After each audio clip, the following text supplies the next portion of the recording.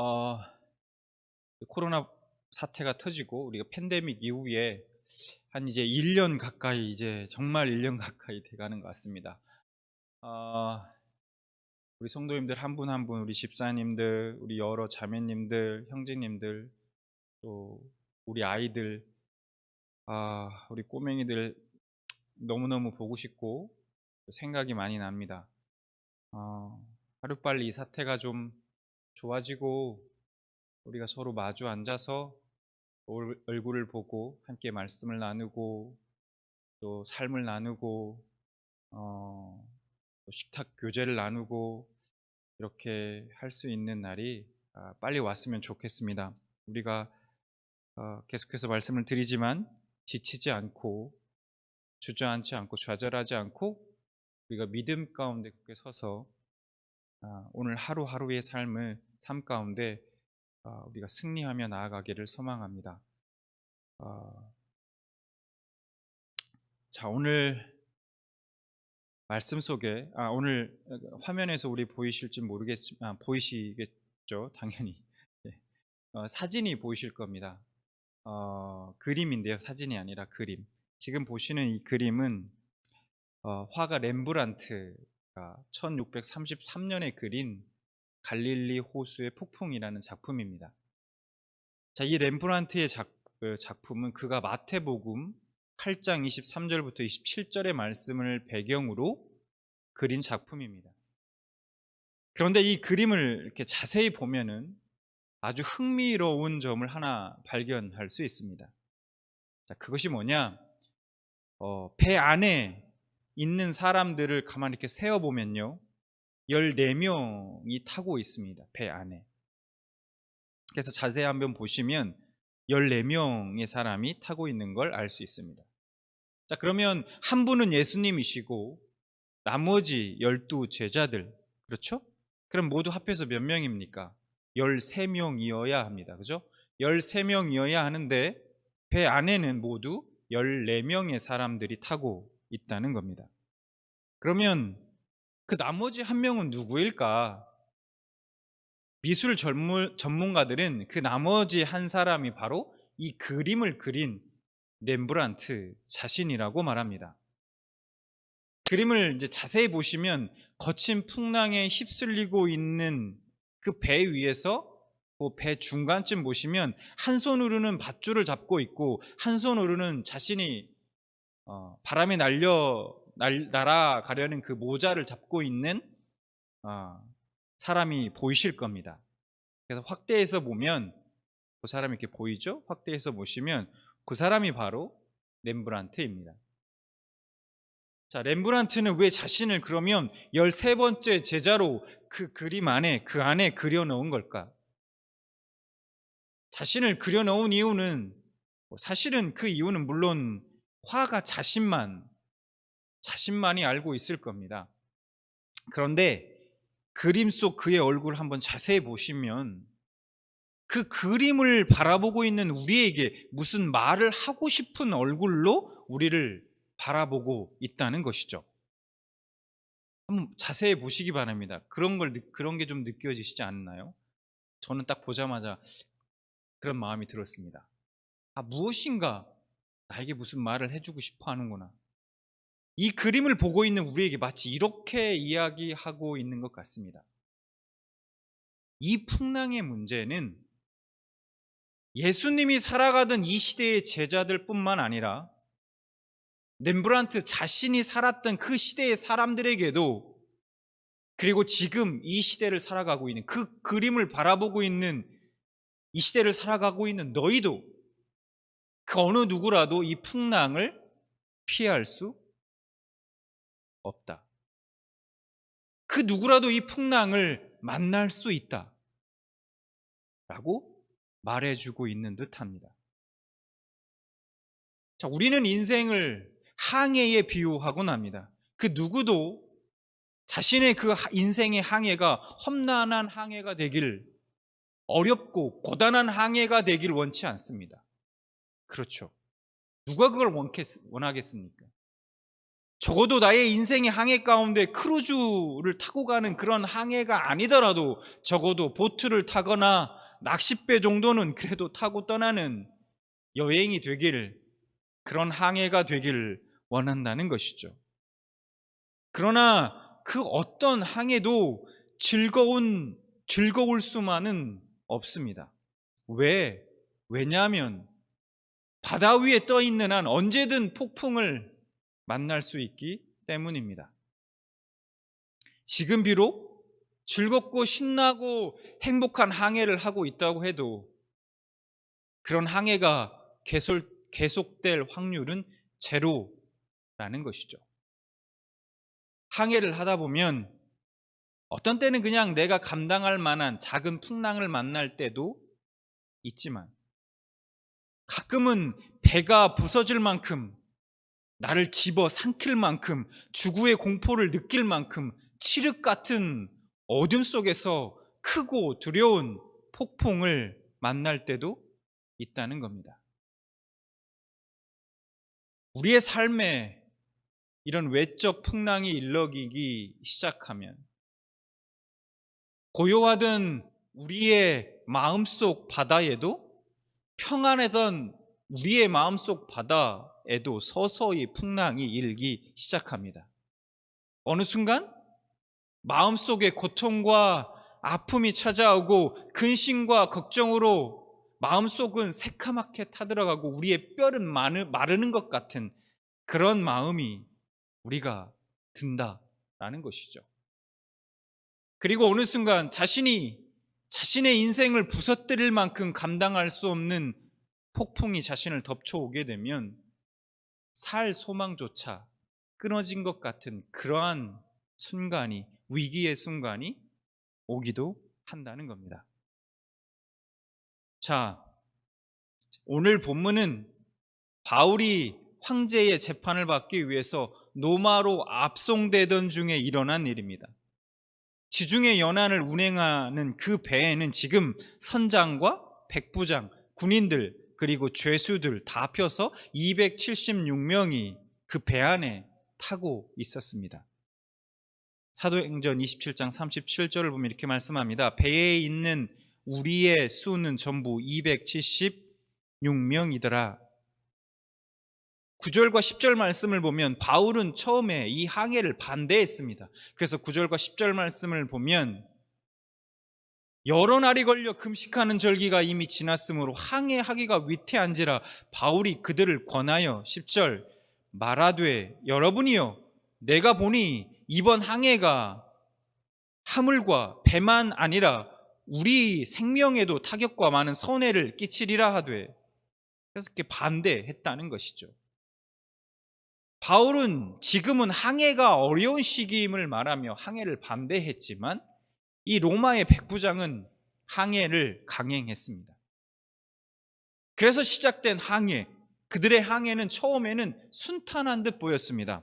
그래서 13절 말씀을 보면 남풍이 순하게 불매 그들이 뜻을 이룬 줄 알고 다칠가마 그레데 해변을 끼고 항해하더니 아주 순탄했어요. 남풍이 순하게 불어오고 그들이 뜻을 이룬 줄 알았다라고 말씀하고 있어요.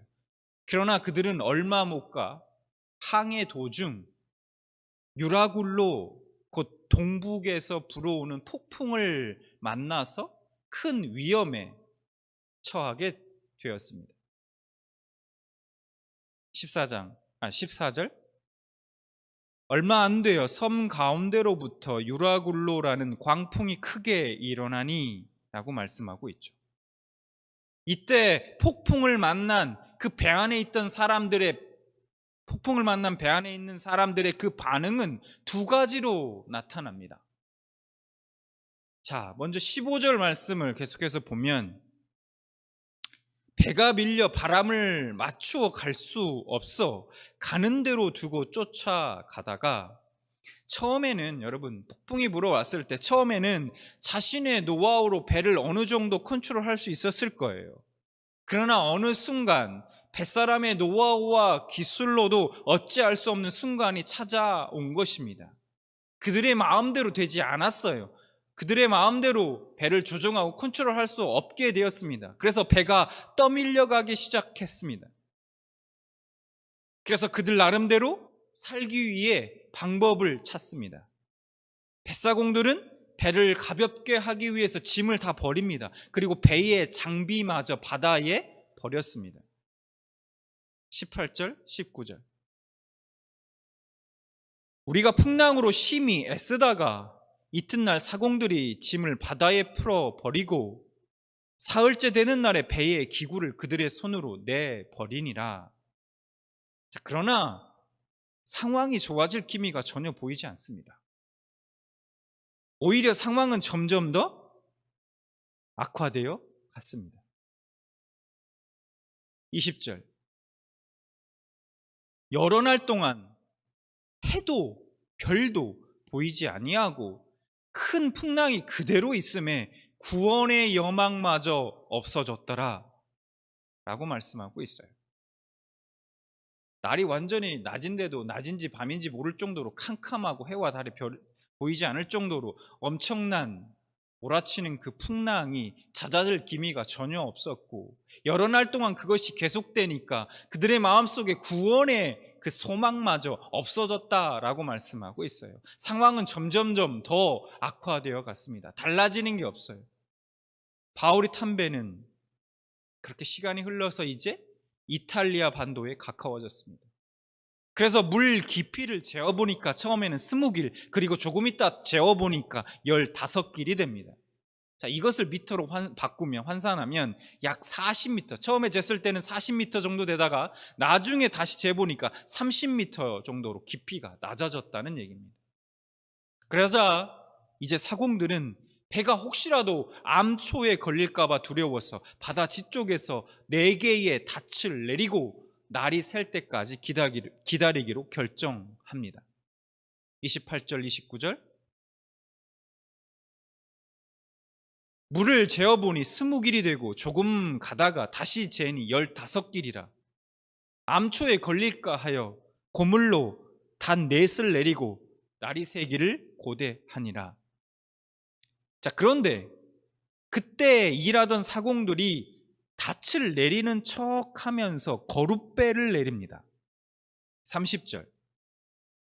사공들이 도망하고자 하여 이물에서 닻을 내리는 채 하고 거룻배를 바다에 내려놓고는, 여기서 거룻배라는 건 구명정을 말합니다. 큰 배의 양쪽에 이렇게 배가 탈출할 때 쓰는 구명정이 있지 않습니까? 그 구명정을 내렸다는 얘기예요. 왜 내렸다고 말씀하고 있습니까? 사공들은 지금 도망가려고, 살아보겠다고 구명정을 내린 것입니다. 그들은 그 폭풍 속에 자신들이 믿고 의지하고 있던 배도 지금 파산되기 직전이고, 야, 이렇게 계속 가다가는 결국 우린 다 죽는다 라고 생각했던 겁니다. 그래서 그들은 도망치려 한 것입니다. 여러분, 우리가 삶 속에, 우리의 삶 가운데 폭풍과 같은 고난과 감당할 수 없는 어려움을 만났을 때 사람들이 보이는 반응 중에 하나가 무엇입니까? 바로 도망치는 것입니다. 그 문제를 회피하고 싶어 한다는 거예요. 풍랑이 일렁이는 정도, 그냥 작은 풍랑이 일렁이는 정도의 고난과 어려움은 맞섭니다. 이겨내려고 해요. 그러나 자신이 감당해낼 수 없을 정도의 그 폭풍과 같은 고난과 어려움을 만나게 되면 얘기가 달라집니다. 도망가고 싶고 회피하고 싶고 지금 이 상황을 인정하고 싶어 하지 않습니다. 인간의 본능과도 같아요. 그런데 중요한 것이 무엇입니까? 내 삶 속 폭풍은 여전히 위용을 떨치고 있다는 거예요. 달라지는 것이 없다는 거예요. 내가 도망친다고 해서 상황이 변하는 것이 전혀 없다라는 것입니다. 도망친다고 문제들이 해결되는 것이 아닙니다. 폭풍 속의 사공들이 구명정을 타고 도망쳤다고 해도 그들이 과연 살아남을 수 있었을까요? 도망친다고 해서 그 고난과 어려움에서 자유로워지거나 그 문제 자체가 해결되는 것은 절대 아니라는 것입니다. 도망친다고 해도 또 다른 예상치 못한 어려움에 봉착하게 될 수 있다는 것입니다. 자, 오늘 본문 33절과 34절 말씀을 보면 이런 상황 속에서, 그러니까 도망치려고 했던 사람들, 그런 사람들 말고 또 한 부류의 사람들을 우리가 만날 수 있습니다. 33절, 34절. 날이 새어가매 바울이 여러 사람에게 음식 먹기를 권하여 이르되 너희가 기다리고 기다리며 먹지 못하고 줄인 지가 오늘까지 열 나흘인즉 음식 먹기를 권하노니 이것이 너희의 구원을 위하는 것이요 너희 중 머리카락 하나도 잃을 자가 없으리라 하고, 바울은 지금 배 안에서 돌아다니면서 사람들에게 음식 먹기를 막 권하고 있습니다. 음식을 먹으라는 거예요. 열 나흘이나 지금 굶고 있는 사람들에게 음식을 먹기를 권하고 있습니다. 배 안에 있던 사람들 중에는 폭풍에 배가 파손할 거라는 심각한 문제 앞에서 아예 희망을 잃고 음식마저 먹지 않으며 그저 주저앉아서 상황을 비관적으로 보고만 있던 사람들이 있었습니다. 이들은 자신들이 감당할 수 없는 문제 앞에 모든 것을 내려놓은 포기자들이었습니다.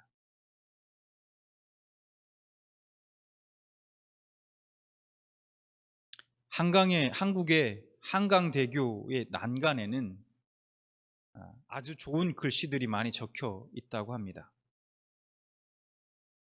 이 글귀들은 저는 보진 않았는데 이 글귀들은 이 다리에서 투신하려는 사람들의 마음을 돌이키기 위한 역할도 합니다. 한국의 통계를 보면 2019년 한 해 동안 약 376명의 사람들이 한강 교량에서 자살을 시도했다고 합니다. 근데 좀 놀랍고 정말 안타까운 것은 그중 약 절반 정도가 20, 30대 청년들이었다고 합니다. 여러분, 너무 가슴 아픈 일이죠. 여러분, 꽃다운 청년들이, 앞길이 굴말리 같은 청년들이 자신의 생을 끝내기 위해 난간 끝에 서야만 했다는 것, 여러분 생각만 해도 가슴이 아프고 여러분 고통스럽습니다. 얼마나 힘들고 고통스러웠으면 그 자리에 섰을까? 그 자리에 설 수밖에 없었을까? 그 자리까지 내몰리게 됐을까?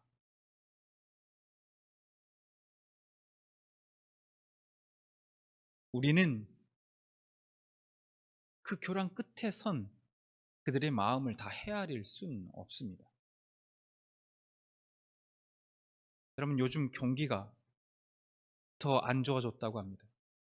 팬데믹 이후에 경제에 비하면 지금 세계 경제가 훨씬 더 안 좋아졌다고 해요. 빈부의 격차가 코로나 이전보다 훨씬 더 커졌다고 합니다. 잘 사는 사람들은 더 잘 살게 되고 못 사는 사람들은 훨씬 더 못 살게 되는 그런 상황이 지금 벌어졌습니다. 이런 상황 속에 얼마나 많은 사람들이 또 점점 벼랑 끝으로 내몰리게 될지 알 수 없는 상황입니다. 정말 삶 속에 감당할 수 없는 폭풍을 만난 얼마나 많은 사람들이 그 난간에 또 서게 될까요? 걱정이 되고 염려가 됩니다. 기도하지 않을 수 없습니다. 여러분, 우리도 마찬가지입니다. 삶의 여정 가운데 폭풍을 만날 때가 있습니다. 우리의 힘으로 감당할 수 없는 그런 폭풍을 만날 때가 있습니다. 금방이라도 집채만한 파도가 배를 삼켜버리고 자신은 캄캄한 그 깊이를 알 수 없는 바다에 빠져 죽을 수도 있다라는 그 두려움과 공포가 찾아올 때가 있습니다. 여러분, 이럴 때 우리는 어떻게 해야 할까요? 우선은 도망가는 것은 절대로 답이 되지 못합니다. 해결책이 되지 못해요.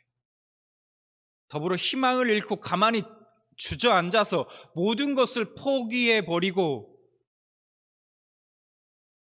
모든 것을 포기해버리는 것도 결코 답이 되지 못합니다.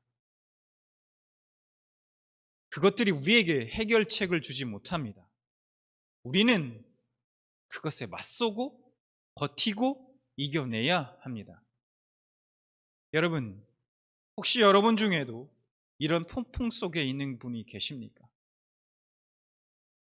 그 폭풍 속에 자신의 인생이 깨진다고 배에서 내려 바다로 뛰어들 생각을 하고 계신가요? 여러분, 잊지 마시기 바랍니다. 꼭 기억하시기 바라요. 여러분이 의지하고 바라고 믿어왔던 배들이 폭풍에 깨지고 파손할 수 있습니다. 네, 맞아요. 그럴 수 있습니다. 인간관계의 배가 깨질 수 있어요. 사업의 배가 깨질 수 있습니다. 직장과 학업과 가정의 배가, 건강의 배가 깨져 부서질 수도 있어요. 산산조각 날 수 있습니다. 하지만 우리가 믿는 하나님, 우리 하나님은 절대로 깨지지 않으십니다. 여러분, 우리가 해야 할 것이 무엇입니까? 바로 깨지고 부서지고 파산하는 것들을 보지 말고 지금도 살아계셔서 날 붙잡아 주시는 그 하나님을 바라보시기 바랍니다. 도망가지 마시고 포기하지 마시기 바랍니다. 하나님께서 여러분을 지키시고 계십니다.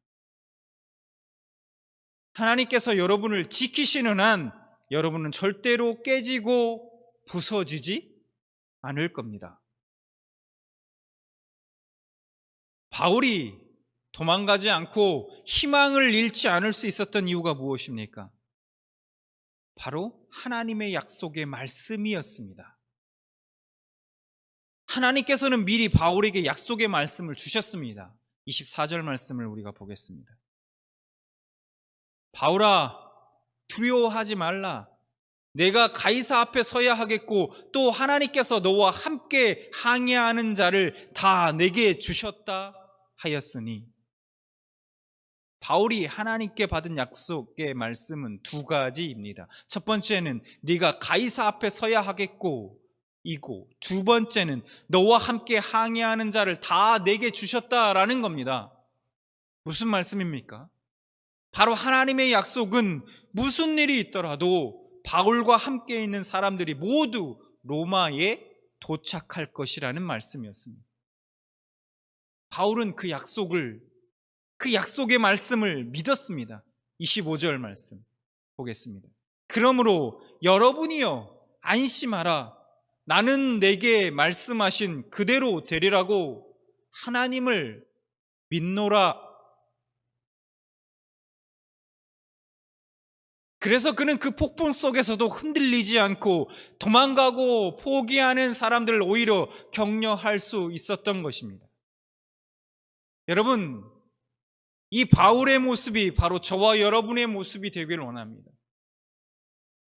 하나님의 말씀을 붙들고 나의 삶 속에 불어닥친 폭풍을 이겨낼 뿐만 아니라 더 나아가 내 주위에 있는 사람들, 이웃들, 폭풍 속 도망치려 하는 사람들과 모든 것을 내려놓고 포기하려는 사람들을 위로하고 격려해 다시 살 소망을 줄 수 있는 사람이 되길 원합니다. 그 사람이 바로 저와 여러분이 되기를 소망합니다. 또 하나, 오늘 말씀을 통해 도전을 주시는 것이 있습니다. 결국 바울이 탄 배는 부서지고 말았습니다. 부서지고 말았지만 그 배에 탄 모든 사람들은 하나님의 약속의 말씀대로 육지에 다다를 수 있었습니다. 그 과정은 이랬습니다. 27장 43절과 44절 말씀입니다. 백부장이 바울을 구원하려 하여 그들의 뜻을 막고 헤엄칠 줄 아는 사람들을 명하여 물에 뛰어내려 먼저 육지에 나가게 하고, 그 남은 사람들은 널조각 혹은 배 물건에 의지하여 나가게 하니 마침내 사람들이 다 상륙하여 구조되니라. 여러분, 저는 이 말씀 속에서요, 오늘 이 말씀을 준비하면서 이 말씀 속에서 우리 교회가 할 일이 무엇인지 다시 한번 생각해 보게 되었습니다. 팬데믹 이후에 여러분, 우리가 예배드리지 못하고 이렇게 영상으로 예배드리고 제 스스로 하나님 앞에 많은 고민들이 있었습니다. 과연 이후에 우리 교회가 어떻게 나아가야 할까? 하나님, 우리 교회를 통해서 하나님 어떻게 사용하길 원하십니까? 우리 교회가 어떤 사명을 하나님 감당하길 원하십니까? 늘 하나님 앞에 지금도 기도하는 기도의 제목이기도 합니다. 또 오늘 말씀을 통해서 그 힌트를 조금 주셨어요. 자, 그것은 우리 평안교회가 폭풍 속에 인생의 배가 깨지고 부서져 물에 빠진 사람들에게 열반지 하나, 나무 조각 하나라도 던져줄 수 있는 생명을 살리는 일들을 해야 한다는 것입니다. 저와 여러분이, 우리 교회가 이 사명을 앞으로 감당하길 원합니다. 앞서 소개한 렘브란트의 그림 속에 그가 우리를 바라보며 계속해서 이렇게 얘기하고 있는 것 같습니다. 인생의 폭풍이 찾아왔을 때 당신은 무엇을 바라보겠는가? 덮쳐오는 그 파도를 보겠는가? 금방이라도 부서질 것만 같은 배를 바라보겠는가? 아니면 그 배와 함께 타고 계신 주님을 바라보겠는가? 기억해라. 당장이라도 폭풍을 잠잠케 해주시는 것, 그것이 기적이 아니라 그 폭풍을 당장이라도 잠잠케 해주실 수 있는, 하실 수 있는 전능하신 하나님이 연약하고 나약한 당신과 지금 함께 계신 것이 바로 기적이다. 라는 사실을 기억해라. 그렇게 말해주고 있는 것 같습니다. 왜 겁을 내느냐? 이 믿음이 약한 자들아, 주님께 책망을 들을 만큼 제자들의 그 믿음은 연약했지만, 중요한 것은 예수님은 지금 그들과 함께 하셨다는 사실입니다. 여러분, 은혜합니다. 우리는 은혜가 무엇입니까? 은혜란 믿음이 약해져도, 혹은 우리가 자꾸 두려워서 의심하고 해도 그래도 넘치도록 부어지기 때문에 은혜인 것입니다. 믿음이 강건하고 전혀 의심이 들지 않고 그럴 때만 은혜를 주면 그것은 은혜가 아니라 그에 따른 보상인 것입니다.